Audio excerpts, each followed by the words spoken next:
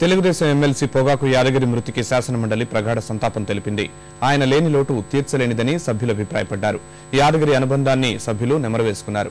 యాదగిరి పాటించిన నైతిక విలువలు ప్రస్తుత తరం రాజకీయ నాయకులకు ఆదర్శమని కొనియాడారు. యాదగిరి మృతికి 2 నిమిషాలు మౌనం పాటించిన తర్వాత మండలి రేపటికి వాయిదా పడింది. చాలా నైతిక విలువలు ఉన్నటువంటి వ్యక్తి ఈ కౌన్సిల్ సభ్యుడిగా 2 సార్లు ఎన్నికవటం, అతని మృతి పట్ల నేను ప్రగాఢ సానుభూతిని తెలుపుతూ వాళ్ళ కుటుంబ సభ్యులకు సానుభూతి తెలుపుతూ అతని ఆత్మకు శాంతి చేకూర్చాలని నేను భగవంతుని ప్రార్థిస్తూ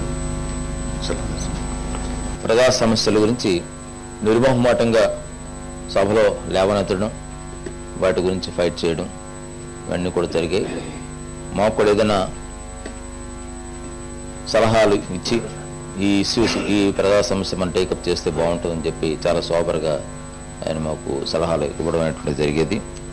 వెనుకబడిన తరగతుల నుంచి వచ్చినటువంటి యాదగిరి గారు తన పదవిని ఏనాడు కూడా దుర్వినియోగం చేయకుండా గౌరవప్రదంగా ఆ పదవిని నిర్వహించడం జరిగింది.